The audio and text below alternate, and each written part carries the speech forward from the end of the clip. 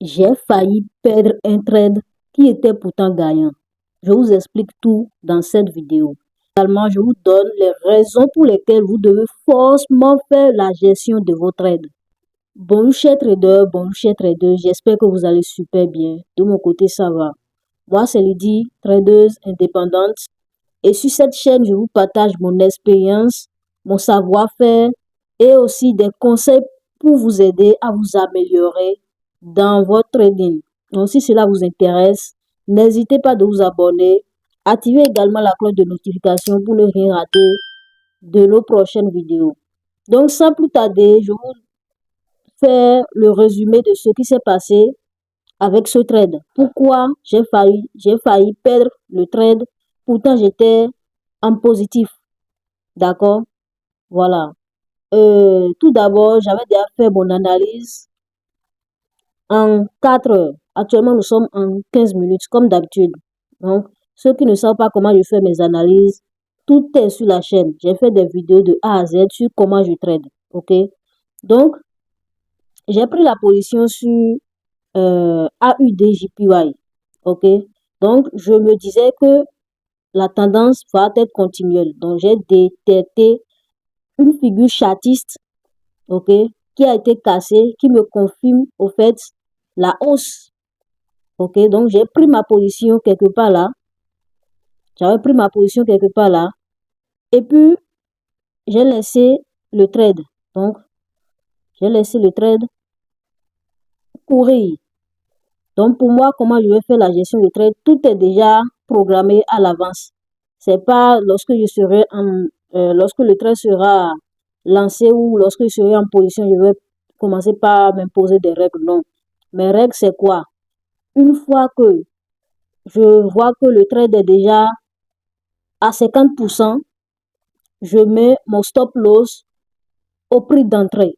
D'accord? Je déplace mon stop loss au prix d'entrée. On appelle ça le break-even. C'est-à-dire si le prix se retournait et touche mon break-even, je vais rien perdre et je vais rien gagner également. Ok? Voilà, donc, une fois que le prix arrive au niveau des 50% ou si le prix forme un nouveau plus haut, je peux faire chaud là. Je peux déplacer mon stop loss au prix d'entrée.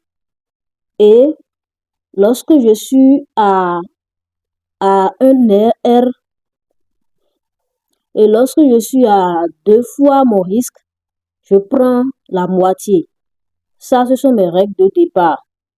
Je prends la moitié, je laisse le reste courir. Ok? Voilà. Ça me permettra de prendre des profits même si mon TP n'est pas touché. Parce qu'il y a des fois où tu lances un trade et puis le trade va arriver jusque-là. Ok? Va arriver jusque-là. Ça va rester une petite partie. C'est-à-dire, ce que tu vas risquer ne sera pas proportionnel à ce que tu veux perdre. Et ce que tu veux gagner du moins. Voilà, donc, il y a certains qui laissent, ils se disent, soit mon trade touche le TP, soit le trade touche le stop loss. Non. Le trade peut arriver ici et ne pas toucher ton TP et se retourner. Et se retourner, tu seras en perte. Ce que tu as gagné jusque-là, c'est pour toi. Pourquoi négliger ça? C'est pas négligeable. Le marché, d'abord, fait ce qu'il veut. Donc, c'est à nous de sécuriser nos gains. Parce que le marché est imprévisible. Il peut faire ce qu'il veut à tout moment, peu importe ton analyse de fond. C'est à toi de t'adapter au marché. Donc, bien vrai, tu as ta stratégie, mais lorsque tu es en position, tu dois également faire la gestion du trade. C'est là les émotions apparaissent.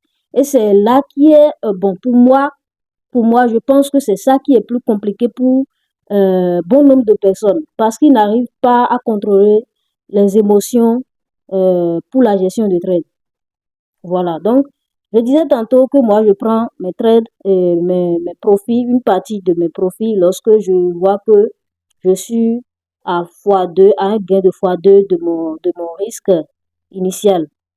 Et si je vois que je suis à 50%, je déplace mon stop loss au prix d'entrée pour sécuriser. D'accord? Voilà. Donc, je vais laisser le trade évoluer. Vous allez voir ce qui s'est passé sur ce trade la semaine passée.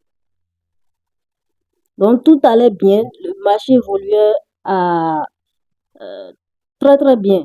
Donc, il y avait une annonce. Voilà, il y avait une annonce. Donc, je fais également l'analyse fondamentale. Donc, pour moi, le marché va continuer dans la hausse.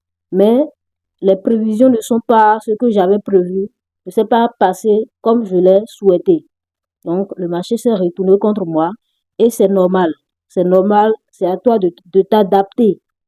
Même si le marché va se retourner, toi, tu seras quand même en gain. Donc, c'est un peu ça. Donc, lorsque le marché va faire un nouveau sommet, va dépasser ce sommet, je vais déplacer mon stop loss au prix d'entrée. Au cas où le marché va se retourner, je ne vais rien perdre.